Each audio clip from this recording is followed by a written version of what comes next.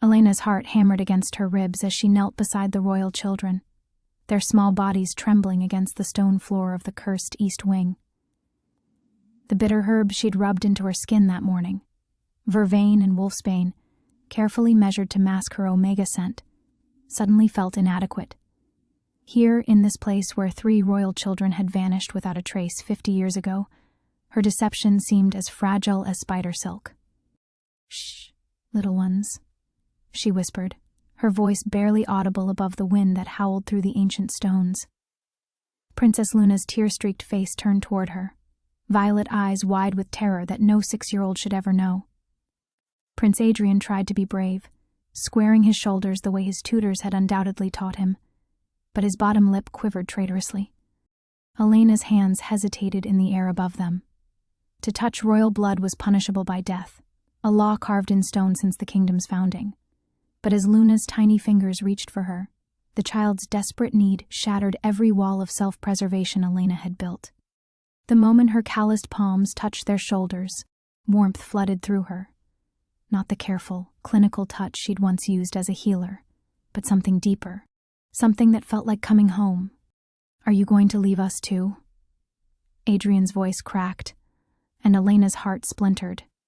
In his young face, she saw echoes of every patient she'd lost, every person she couldn't save when the executioner's blade fell. "Never," she said, and meant it with a ferocity that surprised her. "I'm going to stay right here with you until morning comes." She gathered them closer, feeling their rapid heartbeats begin to slow against her chest. The east wing pressed around them like a living thing, shadows dancing at the edges of her vision.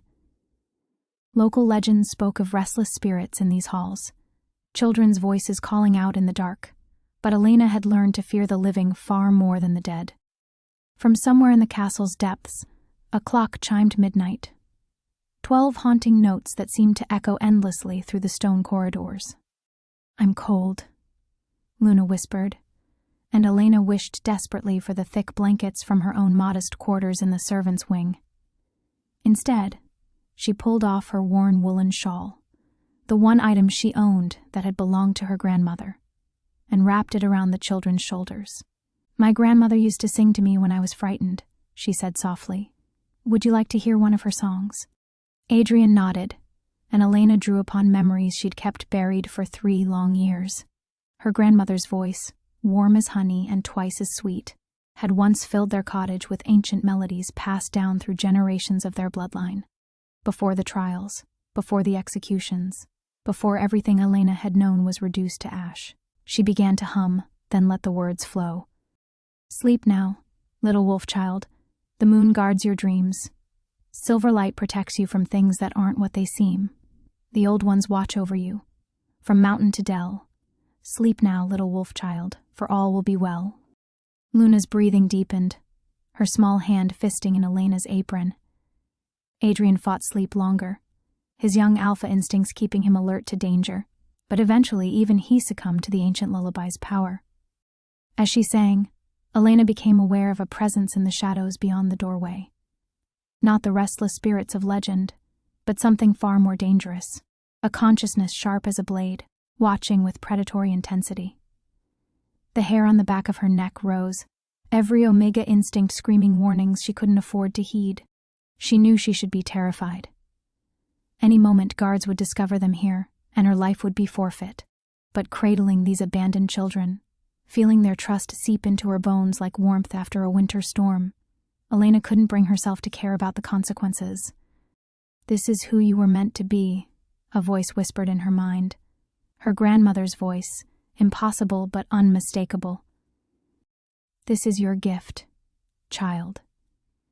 Not just healing bodies, but healing hearts.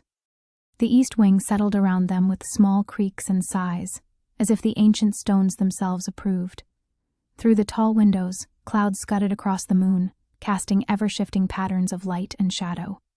In the distance, Elena could hear the normal sounds of castle life, guards making their rounds, servants preparing for the morning shift, the great clock tower marking time as it had for centuries. But here, in this forgotten corner where royal children had once disappeared into legend, time felt suspended. Elena sang lullaby after lullaby, her voice growing hoarse but never stopping, because somewhere in the darkness, eyes watched and waited, and she sensed that this moment, this choice to defy every law and custom, would change everything. The children slept peacefully against her, their nightmares held at bay by her presence. And Elena Thorne, former healer, current castle cleaner, and secret keeper of ancient bloodline, settled in for the longest night of her life. The first pale threads of dawn crept through the east wing's tall windows, painting the ancient stones in shades of pearl and gold. Elena's back ached from hours spent sitting motionless against the cold wall, but she didn't dare move. Prince Adrian and Princess Luna slept deeply in her arms, their breathing steady and peaceful, a miracle considering the terror that had gripped them in the darkness. As sunlight strengthened, the oppressive weight of the haunted wing began to lift. The shadows that had seemed so alive in the midnight hours retreated to their proper corners, and the sensation of being watched finally faded. Elena allowed herself a shaky exhale, only now realizing how tightly she'd been holding her fear in check. "Miss Elena?" Luna's sleepy voice was barely a whisper. "I'm here, little one." Elena smoothed the child's tangled hair with gentle fingers. "The sun is rising. You're safe now." Adrian stirred, blinking owlish eyes in the growing light. For a moment, confusion clouded his young features before memory crashed back. His face crumpled, and Elena's heart ached for him. "Father will return soon," she said softly, though privately she wondered what kind of man would abandon children in such a place. "Come, let's get you back to your chambers before the morning shift begins." As they walked through the castle's familiar corridors, Elena's mind raced ahead to the day awaiting her. Mrs. Henley, the head of housekeeping, would already be in the servants' hall, assigning duties with her usual sharp efficiency. Elena would need to look rested, competent, invisible, everything she most certainly was not after a sleepless night in the East Wing. The servants' quarters buzzed with morning activity as Elena delivered the children to their nurses, who fussed and worried over their unexpected absence. She slipped away before questions could be asked, hurrying to her own modest room in the castle's depths. The space was barely larger than a closet, but it was hers. A narrow bed with thin blankets, a washstand with chipped porcelain, and a small trunk containing her few possessions. Elena splashed cold water on her face, changed her rumpled apron, and tried to erase any trace of the night's events from her appearance. Her reflection in the clouded mirror showed tired brown eyes and skin pale from too little sun. The vervain and wolfsbane mixture needed refreshing. She could smell her natural scent beginning to seep through despite her exhaustion. Working quickly, she ground fresh herbs between her palms and rubbed them into her pulse points, wincing at their bitter sting.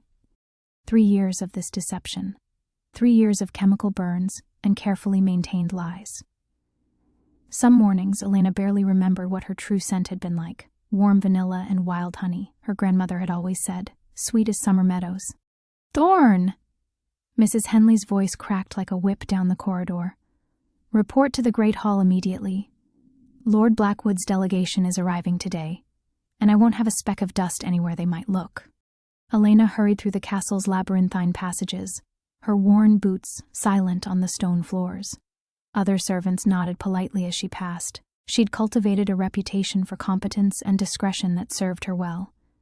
They knew nothing of her past, nothing of the healing hands that had once saved lives before they'd been deemed tainted by her family's alleged treason. The great hall soared above them, its vaulted ceiling disappearing into shadows. Tapestries depicting the kingdom's history lined the walls, scenes of great battles, royal weddings, and the establishment of the bloodline hierarchies that governed their world. Elena had memorized every thread during countless hours of cleaning, and they never failed to remind her of her precarious position. "Start with the windows," Mrs. Henley instructed, her sharp gaze cataloging Elena's appearance for any sign of inadequacy. "Lord Blackwood has the king's ear, and his opinion could make or break our standings with the royal household." Elena nodded and collected her supplies, settling into the familiar rhythm of work that had become her salvation. The physical labor kept her hands busy and her mind occupied, though today her thoughts kept drifting to the children. Were they safe? Had anyone questioned their adventure in the East Wing? And most troubling of all, who had been watching from the shadows? As she worked, Castle life flowed around her in predictable patterns. Nobles swept through the halls in silk and velvet, their conversations full of politics and intrigue. Guards maintained their vigilant posts, their armor gleaming in the morning light. Servants like herself moved like ghosts through it all, essential but invisible, keeping the great machine of the kingdom running smoothly.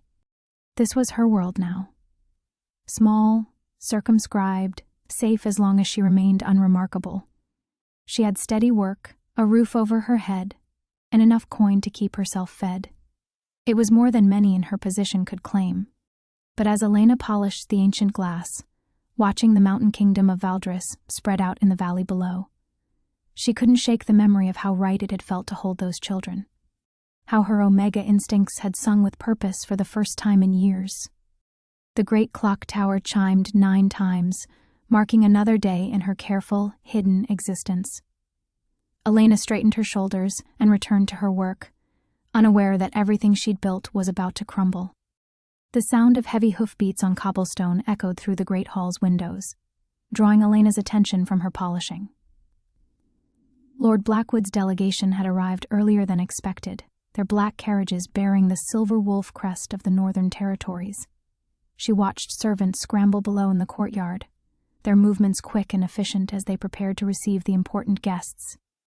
Elena returned to her work, but the familiar rhythm felt different today.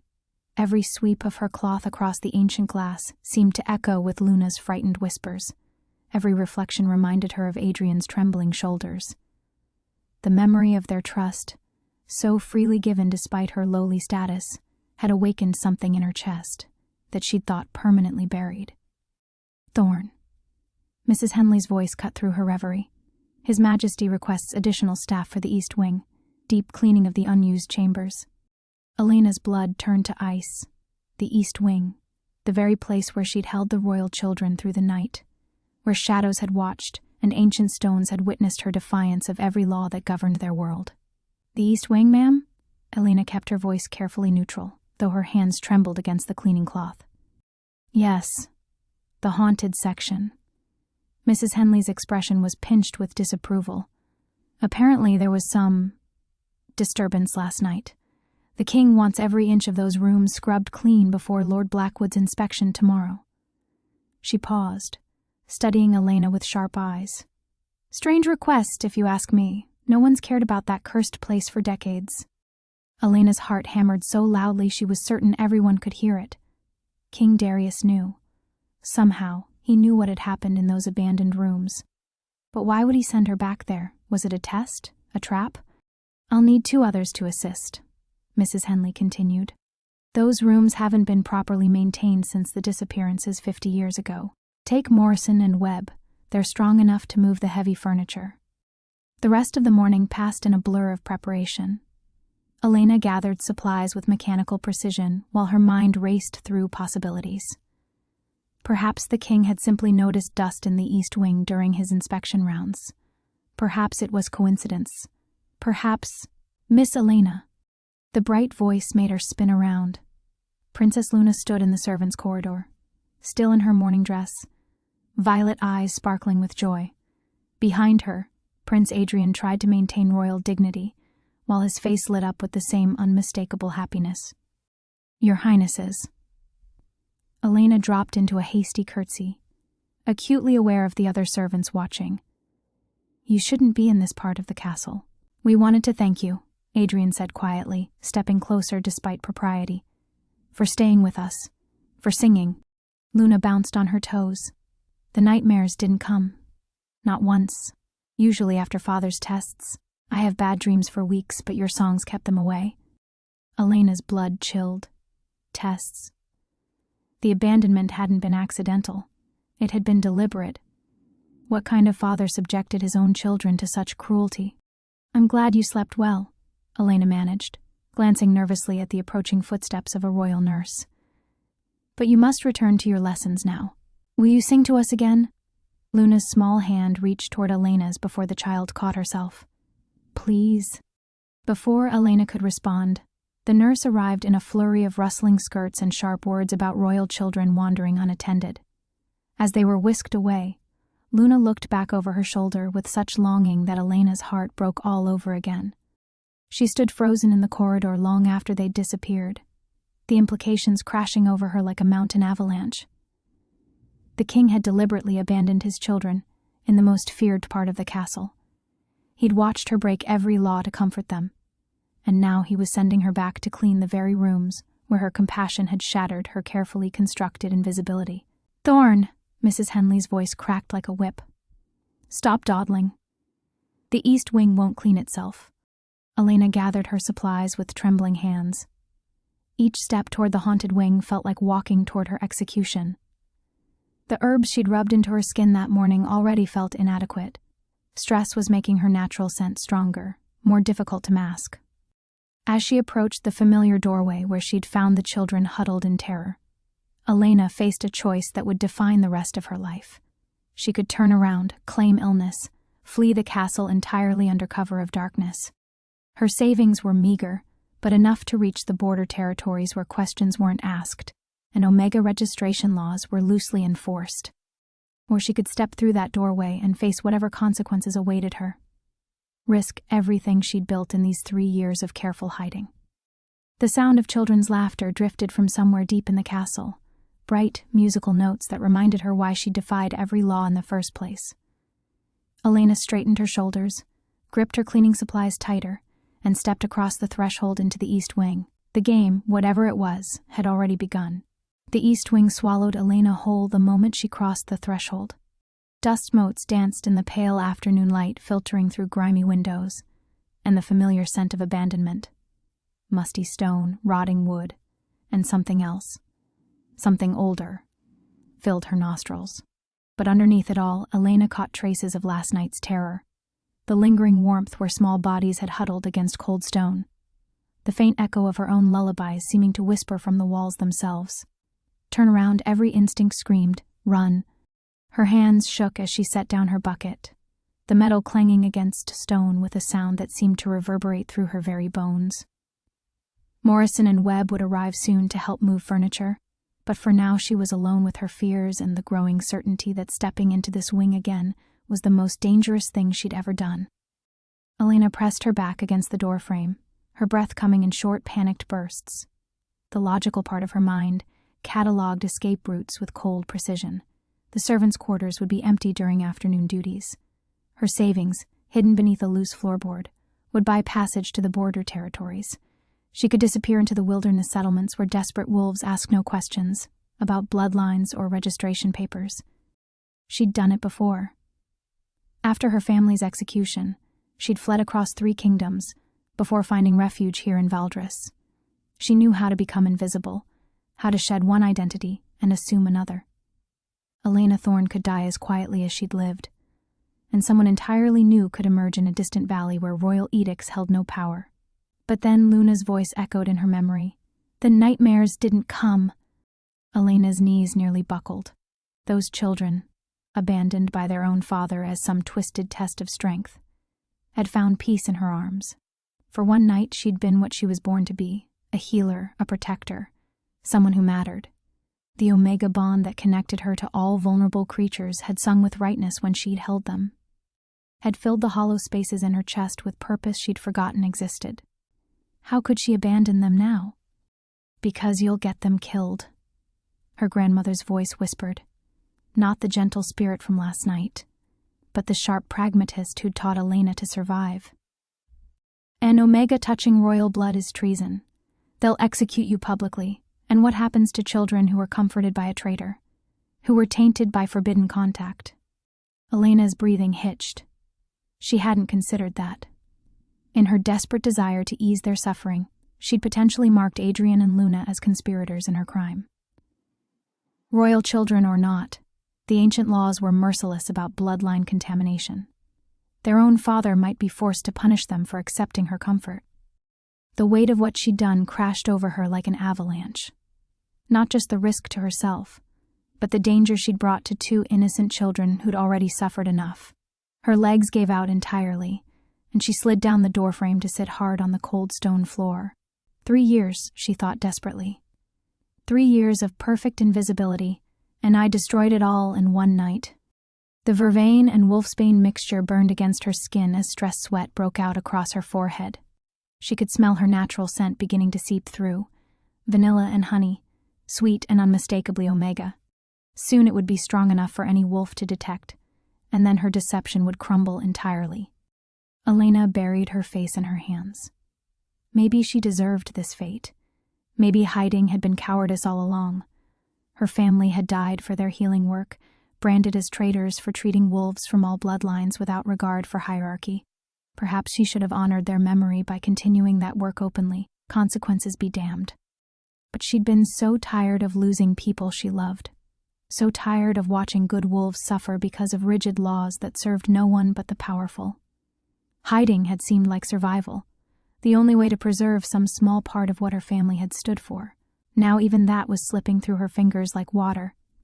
Footsteps echoed in the corridor beyond, heavy boots that could belong to guards coming to arrest her, or Morrison and Webb arriving to help with cleaning. Elena forced herself to stand, wiping her face with trembling hands. Whatever was coming, she would meet it with what dignity remained to her. She picked up her cleaning cloth and approached the window where she'd first seen the children's terrified faces. The afternoon sun illuminated scratches in the stone, marks left by previous occupants, perhaps the royal children who'd vanished here decades ago. Their fate remained a mystery, but Elena suspected she was about to solve it firsthand. The footsteps grew closer. In moments she would learn whether her compassion had doomed them all. Elena gripped the cloth tighter and began to clean, each stroke a prayer to whatever gods protected the foolish and the kind. The heavy boots belonged to Morrison and Webb, their familiar faces a small mercy in the storm of Elena's terror. But as they crossed into the east wing carrying buckets and brushes, something fundamental shifted in the air around them. "Bloody hell," Morrison muttered, his weathered face pale as he surveyed the abandoned chambers. "Haven't been in here since I was a lad. Still feels wrong, doesn't it?" Webb nodded grimly, setting down his supplies with unnecessary force. "My grandmother used to say the stones themselves remember what happened to those royal children," said their screams still echo on quiet nights. Elena's hands trembled as she directed them toward the furniture that needed moving. Every piece they shifted revealed decades of accumulated dust and decay, but also something else. Scratches in the floorboards, claw marks on the walls, signs of desperate struggles that had been hidden in shadow for 50 years. As the afternoon wore on, Elena found herself moving deeper into the wing's forgotten chambers, driven by a compulsion she couldn't name. Each room held its own horrors: a child's torn dress caught behind a wardrobe, toy soldiers scattered beneath a window as if dropped in flight, a music box that still played a broken melody when disturbed. But it was in the final chamber, the one where she'd found Adrian and Luna, that Elena discovered something that changed everything. Behind a heavy tapestry depicting ancient wolf hunts, her cleaning cloth caught on a loose stone. When she pressed against it, the block shifted inward with a grinding sound that made Morrison and Webb freeze in the doorway. "Miss Elena," Webb's voice was tight with fear. "Perhaps we should leave that be." But Elena couldn't stop. Her omega instincts were screaming that something important lay hidden here, something that connected last night's terror to the broader mystery of the East Wing's curse. She worked the stone loose with trembling fingers, revealing a hollow space behind. Inside, wrapped in oiled leather, was a journal bound in midnight blue leather. Elena lifted it with reverent hands, her heart hammering as she recognized the royal seal pressed into its cover. This belonged to one of the vanished children. The first page made her blood turn to ice. "Father grows stranger each night. He speaks of tests, of proving our worth through suffering. Lady Morgaine whispers that true alphas must be forged in darkness, that comfort makes us weak. I try to be brave, but Adrian cries when the shadows move, and Mother is gone, and I don't know who to trust anymore." Elena's vision blurred as she read on, the careful handwriting growing shakier with each entry. The vanished princess, Luna's ancestor, had documented weeks of increasingly horrific tests designed to awaken alpha strength through terror. The final entries spoke of a night when their father had abandoned them in these very chambers, promising to return only when they'd proven themselves worthy. He never had. "What is it?" Morrison asked quietly, but Elena couldn't speak. The journal trembled in her hands as the full horror of the pattern became clear. King Darius wasn't just cruel. He was following a tradition of ritualized abuse that had claimed royal children for generations. Luna and Adrian had survived where their ancestors hadn't, but only because Elena had defied every law to comfort them. The sound of approaching footsteps made all 3 servants freeze. These weren't the measured steps of palace staff, but the predatory stride of someone who moved with absolute authority. Elena's wolf instincts identified the scent before her mind could process it. Pine and steel, dominance and barely leashed power. King Darius Blackmoon. "Continue working," Elena whispered desperately to Morrison and Webb, shoving the journal beneath her apron with shaking hands. But it was too late. The damage was done, and they all knew it. The Alpha King filled the doorway like a living shadow, his presence so overwhelming that Elena's knees nearly buckled. She'd seen him from a distance countless times, but never like this. Never close enough to feel the raw force of his alpha aura pressing against her borrowed beta scent, like a blade testing armor. Dark hair fell across sharp cheekbones, and eyes like winter storms surveyed the chamber with an intensity that made Elena want to disappear into the stones themselves. When his gaze fell on her, she felt her carefully constructed world begin to crumble. "Leave us," he commanded Morrison and Webb without taking his eyes off Elena. The 2 men fled so quickly their footsteps echoed like gunshots down the corridor. Elena stood alone with the most powerful alpha in the kingdom, a stolen journal pressed against her ribs, and the growing certainty that running was no longer an option. She had crossed a threshold that couldn't be uncrossed, entered a game whose rules she didn't understand. King Darius stepped into the chamber, and Elena felt the last of her old life slip away like morning mist. Whatever came next, there would be no returning to the safety of invisibility. The hunt had begun. The silence stretched between them like a taut wire, vibrating with unspoken threats and barely contained power. Elena forced herself to remain still as King Darius moved deeper into the chamber, his winter storm eyes cataloging every detail with predatory precision. "You found something," he said, his voice carrying the absolute authority of a man who had never been denied. It wasn't a question. Elena's throat felt like sandpaper. The journal beneath her apron seemed to burn against her ribs, its leather binding warm with the desperate final words of a long-dead princess. "Your Majesty, I was only cleaning as ordered." "Don't." The single word cracked through the air like a whip. "Don't insult my intelligence with lies, Omega." The world tilted sideways. Elena's carefully maintained beta scent, her years of perfect deception, her entire constructed identity, all of it crumbled to ash in an instant. He knew. Had always known. "I can smell your terror," King Darius continued, circling her with the fluid grace of an apex predator. Sweet vanilla and honey, growing stronger by the moment. "Did you think herbs and wishful thinking could fool an Alpha King?" Elena's legs threatened to give out, but she forced herself to stand straighter. If she was going to die, and she was, there was no question about that now, she would do it with dignity. "How long have you known?" "Since the moment you touched my children." His voice carried a strange note, something that might have been wonder if it came from anyone else. The mate bond doesn't lie, Elena Thorne. Or should I say Elena Ravencrest? The blood drained from Elena's face so quickly she swayed on her feet. No one had spoken her true family name in 3 years. The Ravencrests had been wiped from existence, their bloodline declared extinct, their very mention forbidden. "Yes," King Darius said softly, watching her reaction with intense fascination. "I know exactly who you are. The last of the moon healers, granddaughter of the woman who could calm alpha rage with a touch.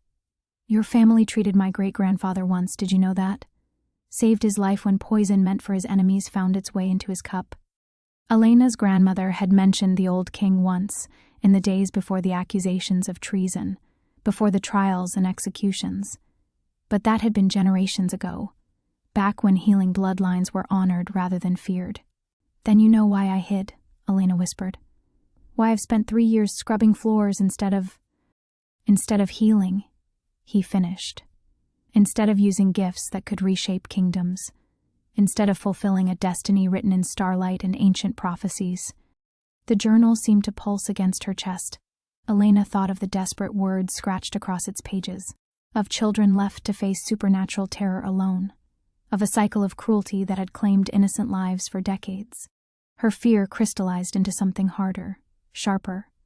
Destiny? The word tasted bitter. Is it destiny when you abandon your own children to test their worth? When you follow traditions built on suffering? Something dangerous flickered in the king's eyes. Careful, Omega. Your bloodline grants you certain protections, but not enough to excuse treason. Then execute me, Elena said, surprising herself with her steady voice. But know that I would do it again. Those children needed comfort, not another test designed to break them. If that makes me a traitor, so be it. King Darius went completely still. For a heartbeat, Elena thought she'd pushed too far, that his alpha nature would demand immediate retribution for her defiance. Instead, something unexpected happened. He laughed. It was a sound devoid of humor, sharp with bitter recognition. Do you think I wanted to leave them there? Do you think any part of me didn't want to return the moment I heard Luna's first sob? Elena blinked, thrown off balance by the pain threading through his voice. The Shadow Court demands proof, he continued, his words heavy with exhaustion that spoke of battles fought and lost, ancient bloodlines older than the kingdom itself, who hold my crown hostage to traditions I despise. They watch everything, Elena, every choice I make, every deviation from their precious protocols. One sign of weakness in my children, and they'll be deemed unfit to rule, replaced with more suitable heirs. The journal's weight shifted as Elena's breathing quickened. That's why you left them. And that's why, King Darius said, stepping closer until she could feel the heat radiating from his skin.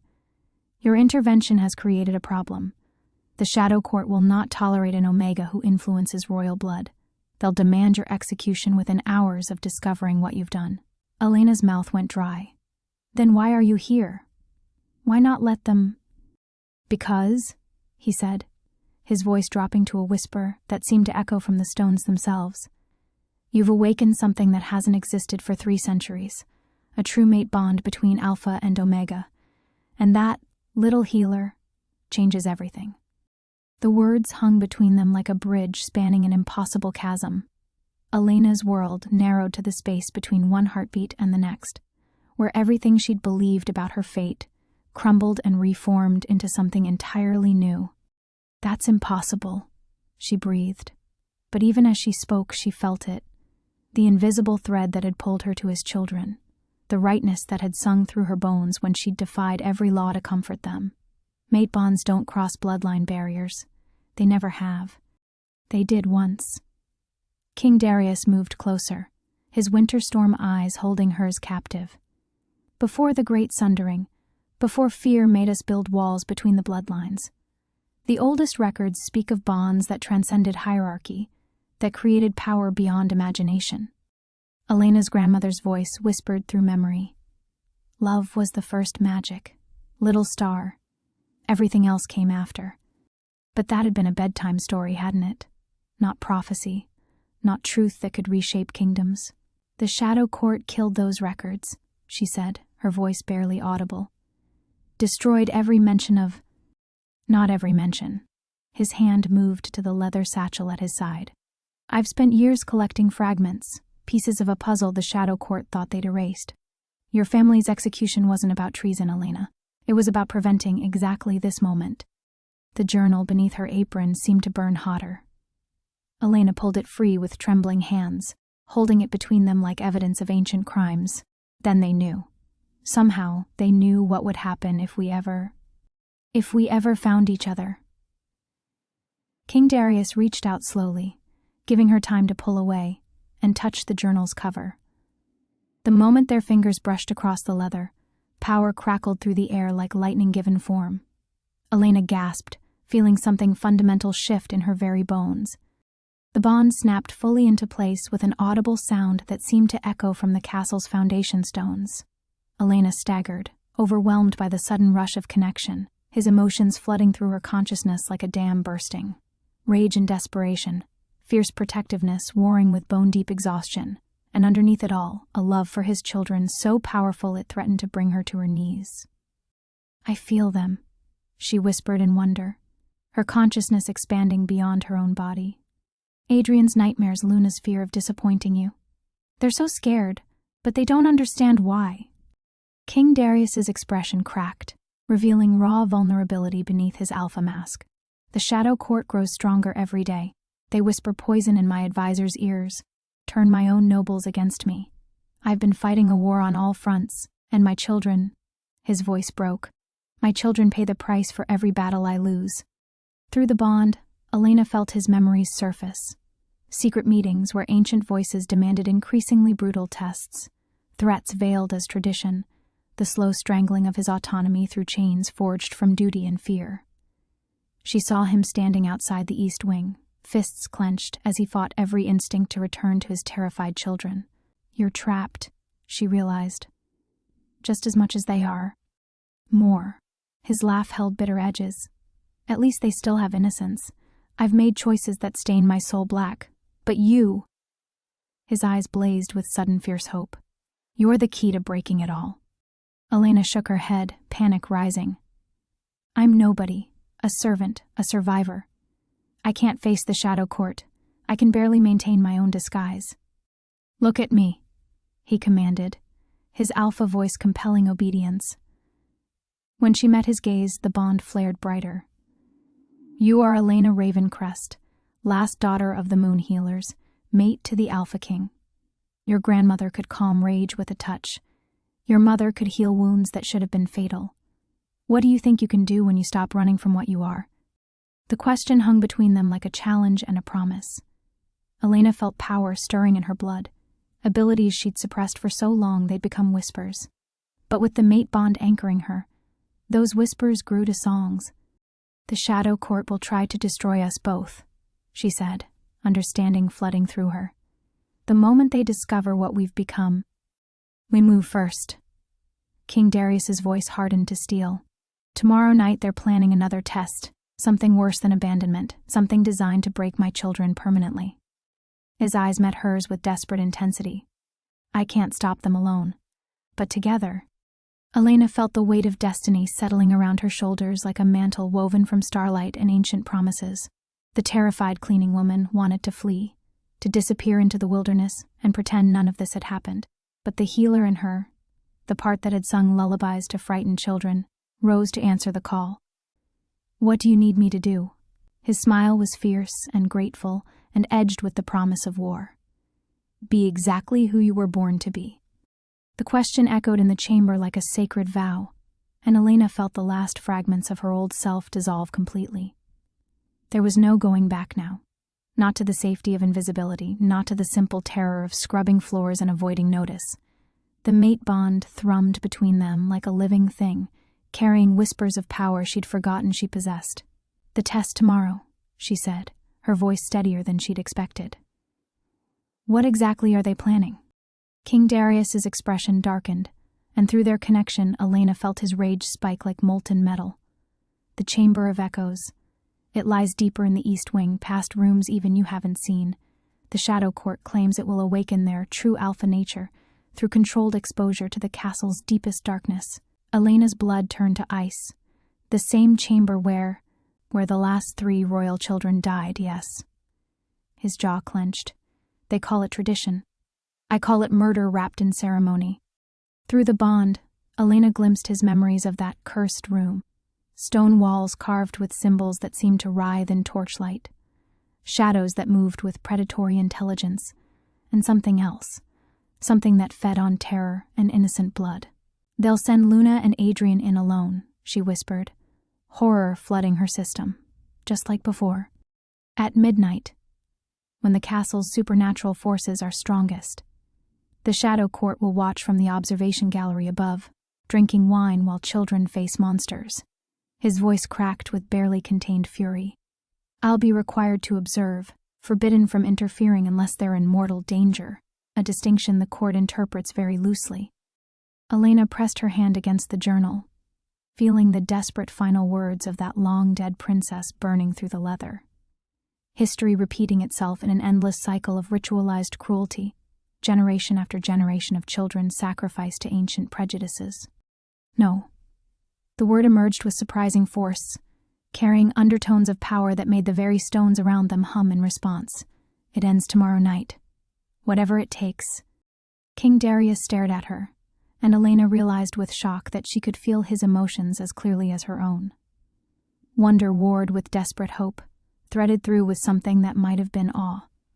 "Your bloodline's power," he said softly. "I can feel it awakening. But Elena, the Chamber of Echoes isn't just dangerous. It's specifically designed to corrupt healing magic, to turn it against itself. The Shadow Court chose that location precisely because they know what you are." The full scope of the trap crystallized in Elena's mind. They'd been manipulated from the beginning. Her discovery of the children, the awakening of the mate bond, even this conversation. The Shadow Court had orchestrated everything to force her into revealing herself. "They want me there," she breathed. "They want me to try to save them so they can destroy the last moon healer in front of the entire kingdom, proving once and for all that the old bloodlines are extinct." Darius's voice carried bitter admiration for his enemy's cunning. "And if you don't try to save them, they'll use my children's deaths to justify removing me from the throne entirely." Elena felt the mate bond pulse with shared determination. Through their connection, she sensed something else, a plan forming in the depths of his tactical mind, dangerous and desperate, but carrying the faintest glimmer of hope. "There's another way," she said, the knowledge flowing through their bond like shared breath. "But it means trusting me completely, trusting us." His eyes blazed. "Tell me." "The Shadow Court expects me to break under pressure, to let my power consume me the way it did my mother at the end. They've studied our bloodline's weaknesses for decades." Elena straightened, feeling ancient strength flow through her veins. "But they don't know about the mate bond. They can't conceive of an Omega and Alpha working as true equals." Understanding dawned in his expression. "You want to bond completely. Share power instead of fighting alone." "It's never been done before," Elena admitted, fear and exhilaration warring in her chest. "The old texts speak of it in theoretical terms. Alpha and Omega becoming something new, something that transcends individual limitations. But the risks, we could both die," he finished grimly. "Or worse, we could survive but lose ourselves entirely, become something inhuman." Elena nodded, her throat tight. The mate bond carried whispers of what such a joining might cost. Their individual identities potentially dissolved into something larger, alien, powerful beyond measure but no longer entirely themselves. "The children," she whispered. "Luna and Adrian need their father. If we attempt this and lose, they'll die anyway." His voice carried absolute certainty. "The Shadow Court won't stop with one failed test. They'll keep escalating until my bloodline is extinct, and they can install a puppet ruler." Elena felt the weight of choice settling around them like fate made manifest. Tomorrow night, everything would change. Either they would find the strength to break chains forged across centuries, or they would burn together in the attempt. "Be exactly who you were born to be," she said, echoing his earlier words back to him.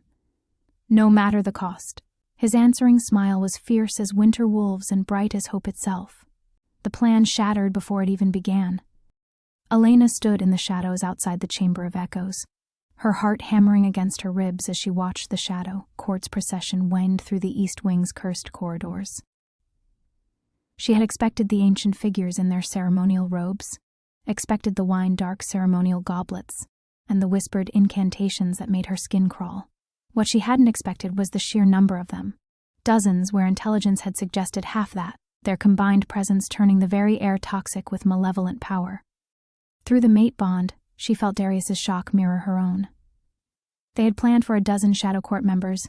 Instead, representatives from every ancient bloodline in the realm filled the observation gallery, their eyes gleaming with anticipation for the slaughter to come. "It's a trap within a trap," his voice whispered through their connection. "They know about us. They've always known." Elena pressed herself deeper into the alcove, watching as Luna and Adrian were led past her hiding place. The children moved like sleepwalkers, their eyes glassy and unfocused. Drugged, the Shadow Court had drugged them, removing any chance they might have had to run or fight or even scream for help. The journal pressed against her chest felt cold as winter stone. All their preparation, all their desperate hope, useless against this level of orchestration. I can reach them, Elena projected through the bond. If I move now, before they enter the chamber. No, Darius's mental voice cracked like a whip. Look at the symbols on the walls. Elena's gaze followed his guidance, and her blood turned to ice. The carved runes that lined the corridor weren't just decorative. They were active, pulsing with sickly light that spoke of binding magic.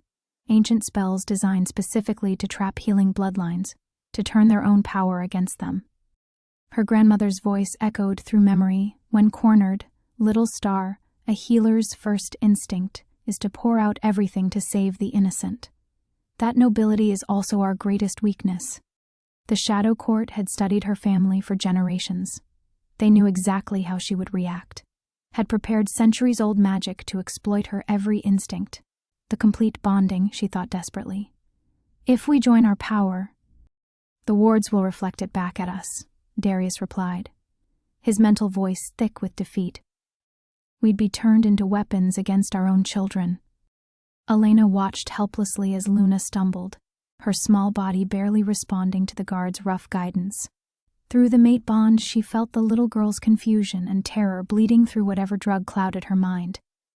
Adrian fared no better, his usual fierce protectiveness buried under pharmaceutical fog. There has to be another way, Elena projected, but even as she thought it, she felt Darius's certainty like a blade through her heart. The Shadow Court has had 300 years to perfect this trap. Every contingency, every possible rescue attempt, they've planned for all of it. The procession reached the chamber doors, massive panels of black stone, carved with symbols that hurt to look at directly. As the Shadow Court members filed into the observation gallery above, Elena caught sight of their leader, an ancient woman whose face seemed to shift between human and something far older, the Crone of Shadows. Legend spoke of her as the architect of the Great Sundering, the one who had convinced the bloodlines to turn against each other centuries ago. If she was here, personally overseeing tonight's ritual, then there would be no mercy, no unexpected weakness to exploit. Elena felt something break inside her chest as the chamber doors swung open. Through the mate bond, she experienced Darius's anguish as if it were her own, the absolute helplessness of a father watching his children walk toward certain death. Bound by laws and magic and centuries of tradition, he was powerless to break. "I'm sorry," his voice whispered through their connection. "I thought we could save them. I thought love would be enough." The children disappeared into the chamber of echoes. Elena heard the massive doors seal shut, with finality that spoke of more than simple stone and metal. Ancient bindings activated, cutting the chamber off from the rest of the castle as completely as if it existed in another realm entirely. Luna and Adrian were beyond reach now. Whatever horrors waited in that cursed room would feast on their terror and innocence, while their father watched from above, and their would-be protector hid uselessly in the shadows. Elena sank to her knees, the journal spilling from nerveless fingers as the weight of failure crushed down upon her. 3 years of hiding, of surviving against impossible odds, of clinging to hope that someday she might make a difference, all of it meaningless. The mate bond carried Darius's grief like poison through her veins. She felt the exact moment his heart shattered, felt his love for his children transform into something sharp and desperate, and ultimately useless. In the chamber below, something ancient and hungry began to stir, drawn by the scent of royal blood and childhood fear. Elena closed her eyes and wept for the children she could not save. But the journal's pages fluttered open against the stone floor, and ancient words blazed to life in the darkness, not the desperate final message Elena had read before, but something deeper. Hidden text revealed itself, written in silver ink that glowed with its own inner fire. "The chamber feeds on despair," the luminous words whispered, "but despair is not the only door." Elena's breath caught as more lines appeared, written in her grandmother's flowing script. "When hope fails and love seems broken, when all paths lead to darkness, remember that healers do not fight the shadow. We become the light that shows another way." Through the mate bond, Elena felt Darius's confusion spike with desperate curiosity. The hidden text continued to unfold, revealing knowledge that had been waiting 3 years for this exact moment of absolute defeat. The chamber's bindings cannot hold what they were not designed to contain. They expect the rage of an alpha king, the protective fury of a moon healer. They do not expect surrender. Elena's hands trembled as understanding crashed through her like revelation. They built the perfect trap for warriors, she whispered, her voice carrying through the bond. But we were never meant to be warriors. Through their connection, she felt Darius accessing her thoughts, seeing the impossible strategy that was unfolding in the journal's silver fire. His shock reverberated between them. You want us to surrender completely? To let them think they've won? Not surrender, Elena breathed, pushing herself to her feet with renewed purpose. Transformation. The journal's final secret blazed across the open pages, a ritual that had never been attempted, born from the deepest understanding of what the mate bond truly meant. Not the joining of two separate powers, but the recognition that they had always been part of something larger. Elena felt the truth settle into her bones like coming home. The Shadow Court's bindings were designed to contain and corrupt individual magical signatures. But the bond had already begun changing them on a fundamental level, weaving their essences together into something that existed beyond the ancient categories. The children, she said, her voice strengthening with each word. They're not just trapped in that chamber. They're the key. Through the bond, Elena shared her sudden understanding. Luna and Adrian weren't victims in this scenario. They were catalysts. Their royal blood, their innocence, their terror. All of it was feeding something ancient and hungry, yes, but also creating a resonance that could be redirected. The Shadow Court expects us to break down the doors, she projected to Darius. They want us to trigger their bindings, to be consumed by our own reflected power. But what if we don't fight the chamber at all? What if we join it? The words hung between them like a prayer and a promise. Through their bond, Elena felt Darius's tactical mind racing through possibilities, seeing the elegant simplicity of what she proposed. We let the chamber's magic flow through us instead of fighting it. We become conduits rather than sources. The children's fear becomes our compass, Elena continued, the plan crystallizing with startling clarity. Their love becomes our anchor. We don't break the Shadow Court's trap. We transform it into something they never imagined possible. Above them, Elena heard the first echoes of chanting begin. The ritual was starting, ancient voices calling forth the darkness that dwelled in the chamber's heart. Soon Luna and Adrian would face horrors designed to break their minds and spirits. But Elena was no longer the terrified servant who had watched them disappear behind those doors. The mate bond pulsed between her and Darius, no longer fragile and new, but tempered by shared anguish into something unbreakable. The risks, Darius began, are irrelevant, Elena finished, her voice carrying the authority of her bloodline. We're already too late for safe choices. She felt his agreement like sunrise, fierce and warming, and absolute. Through their connection, Elena sensed him moving from his position in the observation gallery, abandoning his role as helpless observer. The Shadow Court would notice soon, but it wouldn't matter. By the time they realized what was happening, Elena and Darius would be far beyond their ability to stop. Elena pressed her palm against the sealed chamber doors, feeling the ancient bindings recognize her bloodline and activate their corrupting influence. Instead of pulling away, she opened herself to the magical assault, letting it flow through her and into the bond. Darius joined her moments later, his hand covering hers against the stone. The Shadow Court's trap blazed to life around them, centuries of accumulated malice pouring into their joined essence. Elena smiled as the transformation began. The bindings had been designed to corrupt healers and break alpha kings. They had no defense against something that was learning to be both and neither. In the chamber beyond, Luna's cry of terror rang out, but this time, it would not go unanswered. Now, Elena whispered, and together they stepped through solid stone as if it were morning mist. The real battle was about to begin. The Chamber of Echoes existed in a space between nightmare and memory, where the air itself seemed to writhe with malevolent hunger. Elena and Darius materialized within its confines like ghosts made flesh, their joined essence still crackling with the residual energy of their impossible passage through stone and shadow. Luna and Adrian huddled in the chamber's center, their small forms dwarfed by the towering walls carved with symbols that pulsed like infected wounds. The drug's effects were wearing off, leaving them lucid enough to feel the full weight of their terror. Above them, the Shadow Court's chanting grew stronger, feeding power into the ancient mechanisms that would soon unleash horrors upon the children. But Elena barely registered the supernatural threats gathering in the chamber's depths. Her attention focused entirely on the children, not as victims to be saved, but as the missing pieces of a puzzle that had been waiting centuries to be solved. "They're not just royal blood," she whispered, understanding flooding through her like dawn breaking. "They're descendants of both bloodlines, Alpha and Healer, joined in one generation." Through the mate bond, Darius felt her revelation like lightning in his veins. Luna's gift for sensing emotions, Adrian's strange ability to calm supernatural disturbances, traits they had dismissed as unusual sensitivity, were actually dormant magical heritage awakening.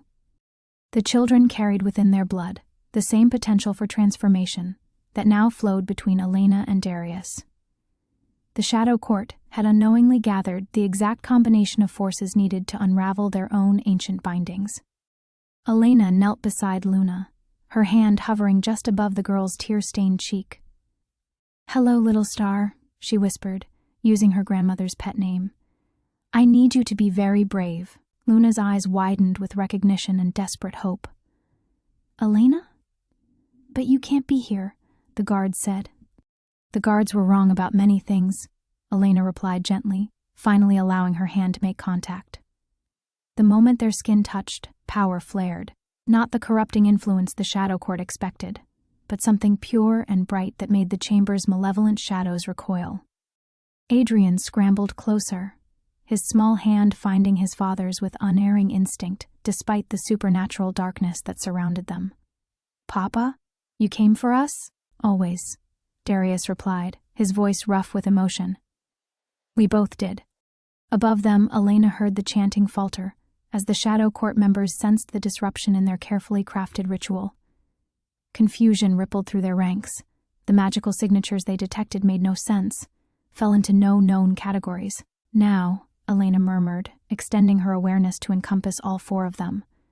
"Everyone hold on." The transformation began not with violence or force, but with the simplest magic of all, love freely given and accepted without reservation. Elena felt her individual consciousness expand to include Darius's tactical brilliance, Luna's empathic sensitivity, Adrian's fierce protectiveness. In turn, she offered them her healing gift, her deep understanding of how broken things could be made whole. The chamber's ancient bindings, designed to corrupt and contain specific bloodlines, found nothing familiar to grasp. The four figures at its heart had become something unprecedented, not Alpha or Omega or Royal or Healer, but a synthesis that transcended the old categories entirely. Power flowed between them like shared breath, amplifying their strengths while balancing their weaknesses. Elena's healing magic, channeled through Darius's strategic mind, became precise as a surgeon's blade. His alpha authority, tempered by Luna's gentle empathy, transformed from domination into genuine leadership. Adrian's protective instincts, guided by Elena's wisdom, evolved from desperate fury into unshakable determination. The Shadow Court's trap began to turn upon itself. Energy meant to feed the chamber's hungry darkness instead poured into the growing nexus at its heart. Elena felt their enemies' panic spike, as centuries of accumulated malice found new channels, not corruption, but purification. "Impossible," the crone of shadows shrieked from the observation gallery above. "The bindings cannot be broken. The bloodlines cannot unite." Elena looked up through the chamber's crystalline dome, meeting the ancient woman's gaze with eyes that now carried depths no single person could possess. "You're right," she replied, her voice harmonizing with three others in perfect synchronization. "They can't." The truth struck the Shadow Court like a physical blow.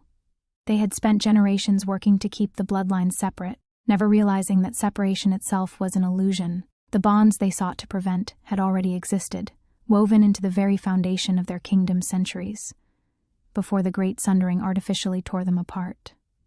Elena felt the chamber's hostile architecture beginning to crack under the pressure of what it now contained. The symbols carved into the walls, designed to channel specific forms of magic, couldn't accommodate the hybrid energy flowing through them. "We need to leave," Darius said, his voice carrying new harmonics that spoke of profound change. "The chamber's collapse will take half the east wing with it." Elena nodded, already feeling the escape routes opening around them. Not magical doorways, but spaces in reality itself that bent to accommodate their transformed nature. The children showed no fear as the chamber dissolved around them, their trust absolute. As they stepped from chaos into the cool night air of the castle courtyard, Elena realized that everything had changed. The Shadow Court's trap had indeed succeeded, just not in the way they intended. 4 separate beings had entered the Chamber of Echoes. Something entirely new had emerged. The cool night air hit them like a baptism, washing away the chamber's oppressive malevolence as they materialized in the castle courtyard. Elena's feet touched solid stone, but she felt as though she were still floating. Her consciousness expanded beyond the boundaries she had known her entire life. Through their joined awareness, she sensed Darius's wonder mirroring her own, felt the children's excited chatter as they marveled at the lights dancing between their fingers, physical manifestations of the power now flowing freely through their shared bond. But the moment of triumph was brief. The east wing's collapse sent shockwaves through the ancient castle, and Elena felt the reverberations in ways that went far deeper than sound or tremor. The magical foundations of Valdris itself were shifting, responding to what they had become. Centuries of carefully maintained barriers were crumbling, revealing truths that had been buried since the Great Sundering. "The kingdom feels us," Luna whispered, her young voice carrying harmonics that spoke of prescient understanding. "Everything's waking up." Elena nodded grimly, already sensing the approaching storm. Through their enhanced perception, she could feel supernatural disturbances erupting across the mountain realm. Ancient wards were failing, dormant bloodlines were stirring to life, and the rigid hierarchy that had governed their world for 300 years was beginning to fracture like ice in spring. "We have to finish this," she said, her voice steady despite the magnitude of what lay ahead. "What we started in the chamber, it was just the beginning." Darius's tactical mind was already 3 steps ahead, analyzing the chaos spreading through his kingdom with new clarity. "The Shadow Court won't retreat," he replied. "They've spent centuries building their power base on the separation of bloodlines. Our existence threatens everything they are." Elena felt the truth of his words settle into her bones. There would be no negotiation, no peaceful resolution. The Shadow Court would marshal every resource at their disposal to destroy what they had accidentally created. Ancient alliances would be called upon, forbidden magics unleashed, and the very laws of their realm twisted to eliminate the threat to the old order. Through their bond, she sensed his deeper concern, the weight of responsibility for a kingdom caught in the crossfire of transformation. Every supernatural disturbance, every failing ward, every moment of chaos would claim innocent lives. The price of their evolution was being paid by people who had never chosen to be part of this ancient conflict. "I won't let our people suffer for our choices," Elena said, her healer's instincts blazing to life with new intensity. "Whatever power we've gained, it has to be used to protect them." Adrian tugged at her sleeve, his young face serious beyond his years. "The shadows are moving differently now," he observed. "They're not scary anymore. They're listening?" Elena followed his gaze and felt her breath catch. The boy was right. The supernatural darkness that had plagued the castle for generations was responding to their presence with something approaching curiosity rather than hunger. Through their expanded awareness, she could sense the ancient entities that dwelled in shadow beginning to remember what they had been before the Great Sundering. Not monsters, but guardians, whose purpose had been corrupted by centuries of artificial separation. The castle's waking up too, she realized aloud. Whatever bindings held it in perpetual twilight, they're breaking. Darius moved closer, his hand finding hers with the unconscious ease of their deepened bond. "The Shadow Court will retreat to their stronghold in the northern peaks," he said. "They'll use the ancient fortress there to make their final stand." Elena felt the certainty of it through their connection.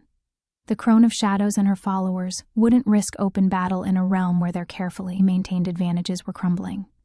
They would fall back to consecrated ground, where centuries of accumulated power still flowed through blood-soaked stones, and the screams of their victims echoed in the very air. "Then that's where we go," Elena replied without hesitation. Tomorrow, when the children are safe and the immediate chaos has settled. She felt Luna and Adrian's simultaneous protest through their bond, the fierce determination to stay together that transcended their young age. Through their shared consciousness, Elena experienced their absolute certainty that separation meant vulnerability, that their strength lay in unity rather than individual power. Together, Luna said firmly, speaking for both children. We fight together or not at all. Elena's protective instincts warred with the growing understanding that the children were no longer simply innocents to be shielded.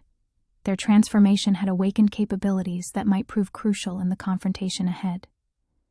Adrian's connection to the castle's guardian spirits, Luna's ability to sense deception and hidden truth, both gifts would be needed when facing an enemy that had perfected the art of manipulation over centuries. Together, she agreed finally, feeling Darius's reluctant acceptance through their bond. But we do this carefully. The Shadow Court's desperation will make them more dangerous than they've ever been. Above them, the first light of dawn began to touch the mountain peaks, and Elena realized that their old lives had ended with the darkness. Whatever emerged from tomorrow's confrontation, none of them would ever be the same. The final battle was coming, and there would be no turning back. The dawn brought no peace to the kingdom of Valdris. As Elena stood with her transformed family in the castle courtyard, she watched pillars of supernatural fire erupting across the mountain realm, like beacons of war. The Shadow Court's retreat had triggered something catastrophic. Ancient failsafes designed to protect their power were activating, turning the northern peaks into a fortress of concentrated malice. They're not waiting for us to come to them, Darius observed grimly, his enhanced senses reading the magical disturbances with tactical precision. This is a summoning. Through their bond, Elena felt his understanding crystallize. The Shadow Court wasn't simply preparing defenses. They were calling forth every dark entity, every corrupted spirit, every twisted remnant of the old wars to serve as their army. The northern fortress would become a nexus of concentrated evil, drawing power from suffering accumulated over centuries. The people, Luna whispered, her empathic abilities suddenly overwhelmed by waves of terror from across the kingdom. They're so afraid. The shadows are hunting them. Elena knelt beside the girl, sharing her burden through their connection, while simultaneously reaching out with her healer's instincts to assess the damage. What she found made her blood run cold. The Shadow Court's desperate gambit was turning every supernatural entity in the realm against the innocent population, not to destroy them, but to harvest their fear as fuel for whatever final working they planned. We can't wait, she said, rising with new determination. Every moment we delay costs lives. Adrian's small hand slipped into hers, his connection to the castle's guardian spirits bringing urgent whispers of approaching doom. The old ghosts are trying to help, he reported with the matter-of-fact tone children used for impossible things. But they're too weak. The shadow things are stronger now. Elena felt the truth of it through their shared consciousness. The ancient protectors that had once guarded the royal bloodline were stirring in response to their transformed presence, but centuries of neglect and corruption had left them barely able to manifest, much less offer meaningful aid. Unless... The royal crypts, she said suddenly, the solution blazing through their bond with startling clarity. If we're going to face an army of the dead, we need an army of our own. Darius's tactical mind seized on the possibility immediately. The honored dead of House Blackmoon. They swore oaths that transcended death itself. His voice carried new harmonics as ancient memories surfaced, not his own but inherited knowledge flowing through their connection. But the rituals to wake them were lost during the Great Sundering. Elena smiled, feeling the healer's knowledge of life and death singing in her blood. They weren't lost, they were hidden. Through their bond, she shared her grandmother's secret teachings, the forbidden lore that had cost her family their lives but now offered salvation. The Shadow Court destroyed the bloodlines to prevent exactly this. They knew what we could become if we ever remembered how to wake the sleeping guardians. The crypts lay deep beneath the castle, in chambers older than the kingdom itself. As they descended through passages that grew colder with each step, Elena felt the weight of centuries pressing against her consciousness. The honored dead of the royal line rested here, not just kings and queens, but the champions who had died in their service, the guardians who had given their lives to protect what was sacred. Their tombs stretched into darkness beyond the reach of torchlight, each one marked with symbols that pulsed faintly in response to their transformed presence. Elena approached the nearest sarcophagus, her hand hovering over stone carved with the image of a warrior, whose face bore Luna's gentle determination. "Sir Gareth the Steadfast," she read from the inscription, "who died protecting the royal children from shadow spawn in the first year of the Sundering." Luna stepped forward without hesitation, placing her small hand beside Elena's on the ancient stone. "Will you help us again, brave knight?" she asked with the unconscious authority of her bloodline. "The children need protection once more." The response was immediate and overwhelming. Light blazed from the carved symbols as 3 centuries of sleep fell away like discarded grave clothes. The stone lid shifted with a sound like thunder, and Elena felt presence returning to consecrated bones, not resurrection, but remembrance of purpose that transcended death itself. One by one, they moved through the crypts, their combined essence calling forth guardians, whose oaths had never truly ended. Warriors emerged from eternal rest with spectral armor gleaming, their forms shifting between memory and manifestation as they knelt before their transformed sovereigns. "My lord," Sir Gareth spoke, his voice carrying the weight of eternity. "Command us." Elena felt the moment crystallize around them, the true beginning of the final test.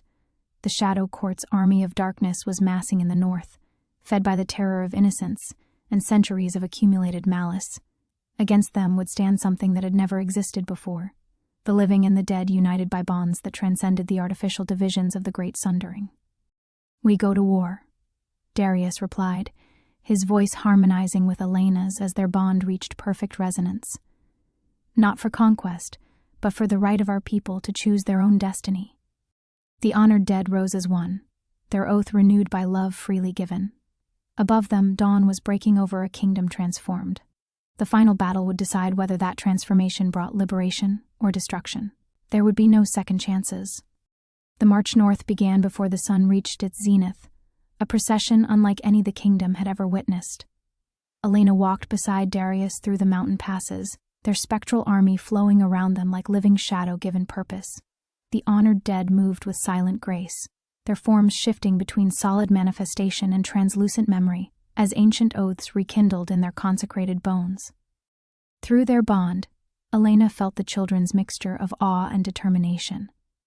Luna rode on Sir Gareth's spectral shoulders, her small hands glowing with empathic magic as she reached out to comfort the terrified population they passed.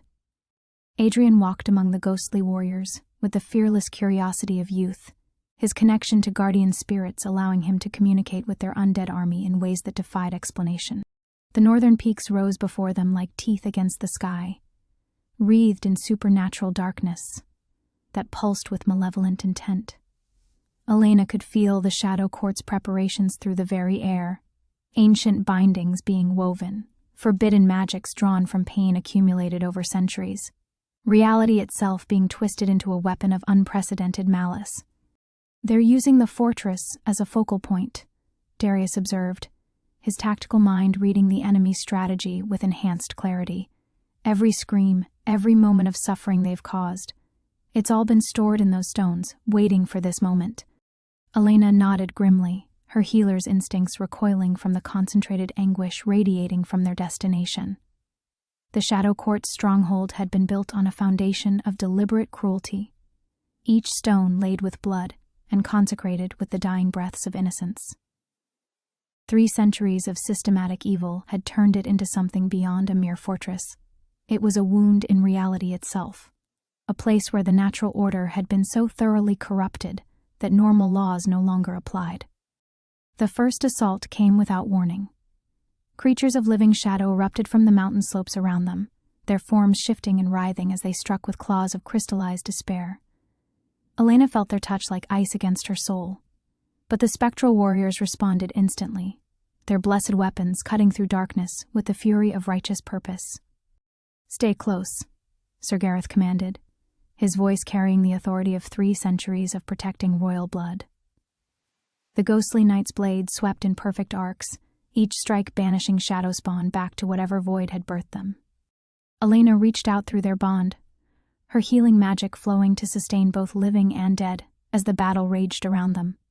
She felt Adrian's wonder as he called guardian spirits from the very stones, his young voice somehow compelling ancient protectors to manifest with renewed strength.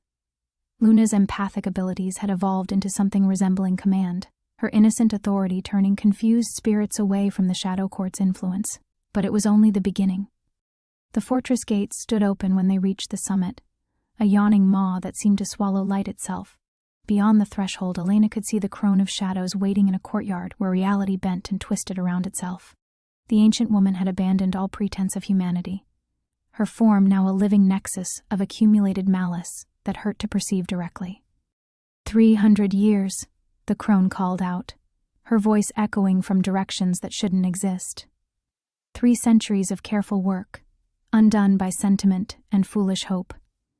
Do you understand what you've destroyed? Elena stepped forward, feeling her family's presence like armor around her soul.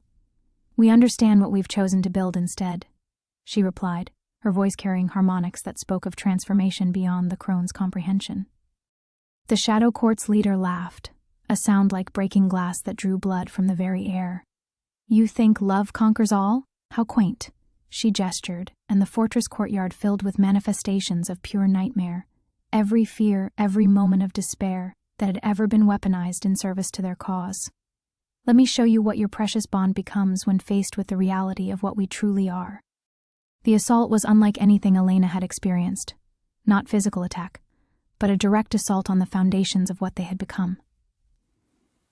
The Shadow Court's accumulated malice struck at their connection itself, seeking to shatter the bonds that had transformed them from 4 separate beings into something unprecedented.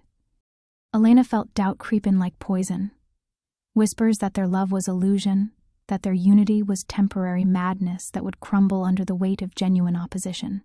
She sensed Darius wavering as centuries of alpha conditioning reasserted themselves, felt the children's confusion as empathic attacks targeted their innocent trust. For a moment that felt like eternity, the bonds between them stretched toward breaking. Elena stood at the center of their connection, feeling the full weight of the Shadow Court's assault while watching everything they had fought for begin to dissolve. Then she remembered her grandmother's final words, spoken with dying breath in a dungeon cell. Love freely given never truly dies, granddaughter. It only waits for someone brave enough to claim it. Elena reached deeper into their bond than she had ever dared, past individual consciousness into the place where 4 souls had chosen to become one. There, in the space between heartbeats, she found their unshakable truth. They were no longer separate beings who had chosen to unite. They were unity itself, made manifest through love that transcended every artificial division. The Shadow Court's assault shattered against that realization like waves against stone. The moment of absolute clarity came with a price that Elena understood only as she embraced it fully. To anchor their unity against the Shadow Court's final desperate gambit, someone had to serve as the focal point, the living conduit through which their combined essence could flow without fracturing under the weight of accumulated malice. Elena stepped deeper into the eye of the supernatural storm, feeling the crone's attack intensify as ancient hatred recognized the threat she represented. The assault wasn't merely targeting their bond anymore, it was seeking to corrupt the very source of their transformation, to turn love into weapon and unity into cage. Elena. No. Darius's voice cut through the chaos, his understanding blazing through their connection as he realized what she intended.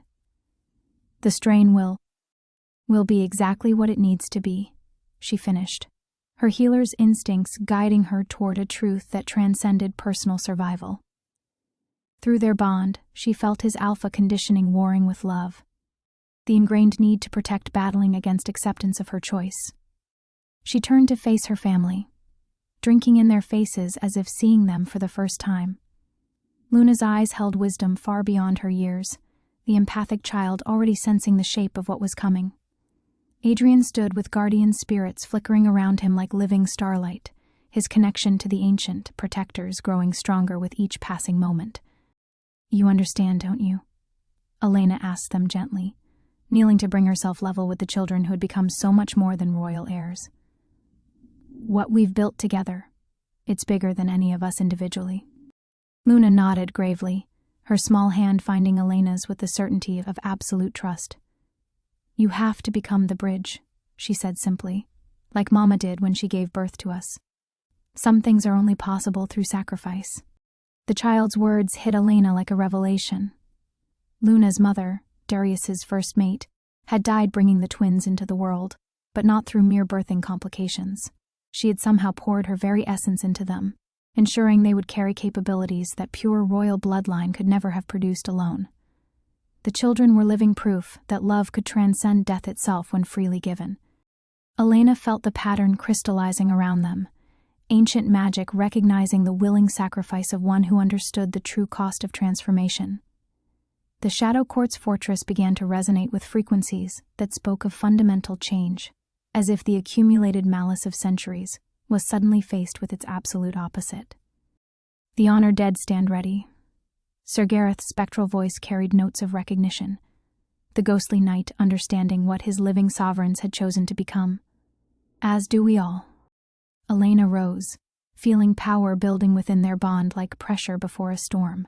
The crone of shadows had stopped laughing, her ancient features twisting with something approaching uncertainty as she sensed the shift in the supernatural currents around them. What are you doing? The Shadow Court's leader demanded, her voice losing its confident malice as Elena walked toward the center of the twisted courtyard. Something that should have been done 3 centuries ago, Elena replied, her consciousness expanding beyond the boundaries of individual identity. Through their bond, she felt Darius, Luna, and Adrian surrounding her with absolute love and trust, their essences flowing through her to create something unprecedented. She was becoming a living nexus, not of accumulated pain and deliberate cruelty like the fortress around them, but of willing unity and love freely given. Every moment of joy they had shared, every instant of connection, every choice to trust rather than fear was flowing through her transformed consciousness to create its own focal point of power. The cost was becoming clear. To serve as conduit for their collective transformation, Elena would have to release her individual identity into something larger. Not death, but a kind of transcendence that would leave her forever changed. No longer Elena Thorne, the hidden Omega, but something new entirely. Are you certain? Darius asked through their bond, his love wrapping around her consciousness like the warmest embrace. Once this begins, there's no returning to what we were. Elena smiled, feeling the absolute rightness of the moment settle around her like destiny finally fulfilled. We were never meant to return, she said. We were meant to become. The transformation began with a sound like reality itself taking a deep breath. Elena felt her individual consciousness expanding, encompassing not just her family's bond, but reaching out to touch every life in the kingdom below. The terrified population, the ancient spirits, even the confused entities that had served the Shadow Court, all of them suddenly connected through her willing sacrifice. For the first time in 3 centuries, the kingdom of Valdris knew what unity actually meant. The crone of shadows screamed as her carefully maintained divisions began to crumble. But Elena was beyond hearing individual voices now. She had become the bridge her grandmother had dreamed of, the living proof that love could indeed conquer the artificial hierarchies that had governed their world. The price was everything she had been. The gift was everything they could become together. The silence that followed was unlike anything any of them had ever experienced, not the absence of sound, but the presence of profound peace. Elena existed everywhere and nowhere, her consciousness scattered across the kingdom like morning light touching every shadow. She could feel Darius's heartbeat in the royal chambers, Luna's gentle breathing as she slept in her transformed nursery, Adrian's wonder as he discovered he could speak with every spirit in the castle without effort. Yet she was also herself, standing in the courtyard where the crone of shadows had simply ceased. Not destroyed, Elena realized with growing understanding, but transformed. The ancient woman's accumulated malice had been absorbed into something larger, her centuries of pain, finally finding the healing that had been denied so long. Elena? Darius's voice carried physical weight now, their bond humming with new harmonies that spoke of permanent change. He stood exactly where she remembered, but his alpha presence had evolved into something unprecedented. Leadership born of love rather than dominance, "I'm here," she replied, surprised to discover she still possessed individual speech. The transformation had left her changed but not dissolved. "I'm everywhere, but I'm also still here." Luna approached with the fearless trust that had defined her from the beginning, her small hand reaching out to touch Elena's arm.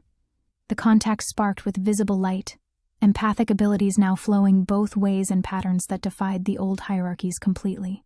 "You feel different," the child observed with characteristic directness, "like you're more yourself than you were before." Adrian circled them with guardian spirits flickering around him like protective flames, his connection to the ancient protectors now permanent and unfiltered. "The scary shadows are gone," he announced with satisfaction. "But the good ones are stronger now. They say thank you for helping them remember what they were protecting." Elena knelt, gathering both children in arms that felt simultaneously physical and metaphysical. Through her expanded awareness, she could sense the ripple effects of their transformation spreading outward like rings in still water. Throughout Valdris, the artificial barriers between bloodlines were simply irrelevant now. Not destroyed but transcended by something that made them meaningless. "What happens now?" Darius asked, moving to complete their circle with movements that suggested he was still learning the boundaries of his transformed existence. Elena looked around the courtyard that had been the Shadow Court's stronghold. The twisted stones were straightening themselves, malevolent architecture reshaping into something that welcomed rather than threatened. In the distance, she could sense the honored dead returning to their eternal rest, not banished, but no longer needed as their oaths had been fulfilled beyond their highest hopes. "Now we go home," she said simply, "and we learn what we've become." The journey back down the mountain passed in a blur of wonder and adjustment. Elena found herself existing in multiple places simultaneously, walking beside her family, while also flowing through the consciousness of every citizen who chose to accept their new unity. The kingdom itself was awakening to possibilities that had been dormant for centuries. In the valley below, she sensed former servants standing straighter, as the Omega designation simply faded from relevance. Palace guards discovered they could feel each other's intentions through bonds that made coordination effortless. Even the noble families found their ancient prejudices dissolving in the face of connections that transcended bloodline entirely. But perhaps most remarkably, she felt no resistance. The transformation hadn't been imposed. It had been offered, and accepted by hearts that had been waiting 300 years for permission to hope. When they finally reached the castle gates, Elena was surprised to find herself solidly physical again, though awareness of her expanded existence hummed just beneath conscious thought. The guards who greeted them knelt not from compulsion, but from genuine gratitude that bordered on reverence. "My lord, my lady." Captain Marcus spoke for them all, his weathered face bright with something Elena recognized as relief. "The kingdom feels different, like we can finally breathe." Darius helped Elena up the steps to their home, his touch sending cascades of shared sensation through bonds that had stabilized into something unprecedented. They were still individuals, still capable of private thoughts and separate existence, but they were also permanently connected in ways that made deception impossible and trust absolute. As they entered the great hall where this had all begun, where two terrified children had waited in darkness for a father's return, Elena felt the weight of what they had accomplished settle around them. The rigid hierarchies that had defined their world for centuries hadn't been destroyed so much as rendered irrelevant by something infinitely more powerful. Luna tugged on Elena's dress with the insistence of a child whose bedtime was long overdue. "Will you sing to us tonight?" she asked. "The lullaby that started everything?" Elena lifted the little girl who had shown such impossible courage, feeling Darius gather Adrian with equal tenderness. Through their bond, she sensed the entire kingdom settling into sleep that would be free of nightmares for the first time in living memory.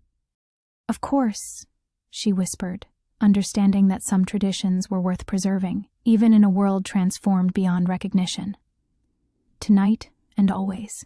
The resolution was complete, but their story was just beginning. The return. The children's nursery had been transformed in their absence, though Elena couldn't immediately identify what had changed.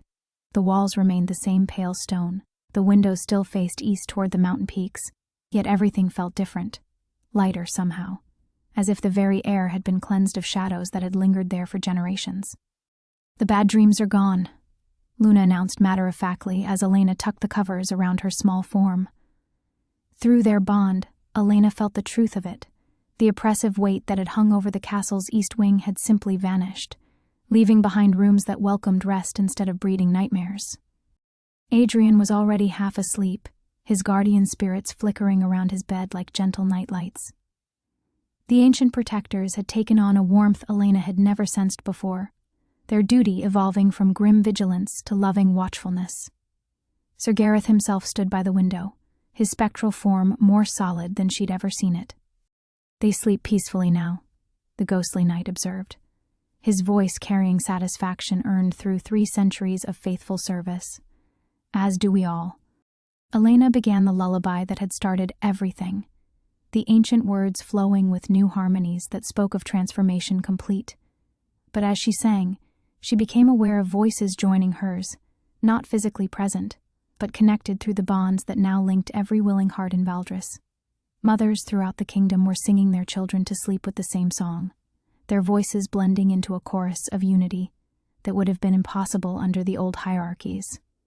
She was still Elena Thorne, former Omega healer, hiding her past in palace corridors. But she was also something unprecedented, a living bridge between what had been and what was becoming. Through her expanded consciousness, she felt the ripple effects of their transformation continuing to spread. In the servants' quarters below, former Omegas were discovering they could sense each other's needs without words, creating support networks that made their demanding work feel like shared purpose, rather than solitary struggle. The palace guards had formed connections that let them coordinate with fluid precision, their protection of the royal family evolving into something approaching reverence freely given. Even among the noble families, Elena sensed profound shifts occurring. Ancient feuds were dissolving, as bloodline prejudices became impossible to maintain in the face of bonds that revealed the arbitrary nature of hierarchy itself. The kingdom was remembering what unity actually meant. "You're everywhere now," Darius observed quietly, his voice carrying wonder as he watched her tuck their children into beds that would harbor only peaceful dreams. Through their bond, she felt his adjustment to his own transformation, leadership responsibilities that had once felt like crushing weight, now flowing through connections that made the burden shared. "I'm exactly where I need to be," Elena replied, settling into his embrace as they watched Luna and Adrian drift toward sleep. The simple domesticity of the moment felt profound after everything they had endured. This was what they had fought for, not grand gestures or sweeping changes, but the quiet peace of family safe and whole. Yet even as she savored the intimacy, Elena remained aware of the larger patterns shifting around them. Palace staff were moving through their duties, with new efficiency born of intuitive cooperation. Kitchen workers anticipated each other's needs, creating meals that nourished both body and spirit. Even the ancient stones of the castle seemed to hum with contentment, architecture that had witnessed centuries of conflict, finally experiencing harmony. "The Shadow Court's fortress is transforming too," she shared, her consciousness touching the distant mountain peak where accumulated malice had once festered. "The stones are reshaping themselves into something that welcomes rather than threatens. Even the spirits trapped there are finding peace." Darius's arms tightened around her, his alpha instincts still protective, but no longer possessive. "What about the crone? What happened to her?" Elena considered the question, her awareness flowing back to those final moments of confrontation. "She wasn't destroyed," she said slowly, understanding crystallizing as she spoke. "She was integrated. All that pain, all those centuries of accumulated hurt, they found the healing that had been denied so long. She's part of the unity now, her suffering finally transformed into wisdom." Through the nursery windows, dawn was breaking over Valdris, with light that seemed cleaner than Elena remembered. The kingdom was waking to its first morning free of the Shadow Court's influence, and she could feel the collective wonder of a population discovering they could hope without fear of punishment. Luna stirred in her bed, her empathic abilities reaching out even in sleep to touch the contentment flowing through their expanded family bonds. "No more tests," she murmured, her young voice carrying profound satisfaction. "Just love now." Elena felt tears on her cheeks. not of sorrow, but of overwhelming gratitude for the impossibility of their survival. They had faced the accumulated malice of centuries and emerged not just intact, but transformed into something that made the old world's limitations seem like distant nightmares. "Just love now," she agreed, her voice carrying across bonds that connected every willing heart in their transformed kingdom. The resolution was complete, but Elena understood with absolute certainty that their truest adventures were only beginning, the new beginning. 3 months had passed since that dawn of transformation, and Elena was still discovering the boundaries of what they had become. She stood in the great hall where 2 frightened children had once waited alone in darkness, watching as the space served its new purpose, not as a throne room where subjects knelt before distant authority, but as a gathering place where the kingdom's business was conducted through willing cooperation. The rigid protocols that had once governed every interaction had evolved into something far more organic. Noble families sat alongside former servants, their discussions flowing with the intuitive understanding that made deception impossible and compromise natural. Bloodline distinctions hadn't been abolished, so much as rendered meaningless by bonds that revealed the arbitrary nature of hierarchy itself. "The harvest reports are remarkable," Captain Marcus was saying, his weathered face bright with satisfaction, as he addressed the assembled council. "When farmers can sense exactly what their neighbors need, and when transport workers feel the urgency of each delivery, everything flows like it was always meant to." Elena felt the truth of it through her expanded awareness. Throughout Valdris, the kingdom hummed with an efficiency born not of rigid command structures, but of genuine care freely given. She existed both as individual woman listening to reports and as living network connecting every willing heart to its proper purpose. Darius's hand found hers where they stood at the hall's edge, his touch sending cascades of shared warmth through bonds that had grown stronger with each passing day. His transformation from feared alpha king to beloved leader had been perhaps the most remarkable of all. The authority he wielded now came not from bloodline or dominance, but from the deep trust of people who could feel his genuine love for their well-being.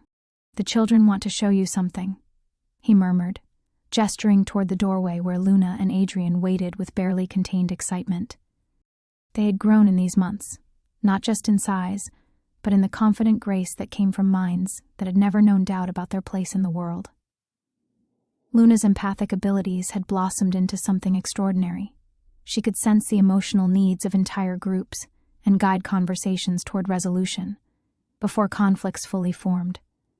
Adrian's connection to the guardian spirits had made him the castle's unofficial historian, able to commune with protectors who remembered centuries of wisdom. "Come see," Luna called, her young voice carrying the authority of someone whose insights were sought by nobles and servants alike. "We found something wonderful." They followed the children up the familiar stairs to the east wing, passing through corridors that had once harbored shadows but now welcomed morning light through windows that seemed somehow larger than before. The very architecture of the castle had shifted to accommodate their transformation, walls opening to allow connection while maintaining the privacy necessary for intimate family moments. The nursery had been transformed again, though not by human hands. Where cribs had once stood, comfortable seating now arranged itself around a space that clearly served as both children's sanctuary and informal meeting place. Luna's toys shared space with ancient scrolls Adrian consulted when spirits whispered historical secrets. It was a room that had learned to serve the evolving needs of its occupants. But it was what hung on the far wall that made Elena's breath catch. A portrait had appeared there, not painted by any artist she could name, but somehow captured with perfect clarity. It showed the 4 of them as they were now, Darius's strength tempered with gentleness, her own face bright with purpose finally fulfilled, Luna's empathic wisdom, Adrian's connection to mysteries beyond mortal understanding. Yet behind them in the image stood others, translucent figures Elena recognized with a shock of joyful recognition. Her grandmother, eyes twinkling with satisfaction at seeing her legacy fulfilled.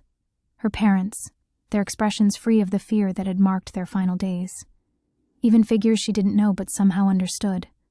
The bloodline ancestors whose sacrifice had made this transformation possible. "They wanted you to know," Adrian explained solemnly, his young voice carrying the gravity of one who spoke with spirits daily. All of them. That what you chose to become, it was what they always hoped for. The love that connects everything. Elena felt tears on her cheeks as understanding crystallized. The portrait wasn't just showing their transformed family, it was revealing the truth of what they had always been. Every choice that had led them here, every moment of connection despite impossible odds, had been building toward this revelation of unity that transcended individual existence.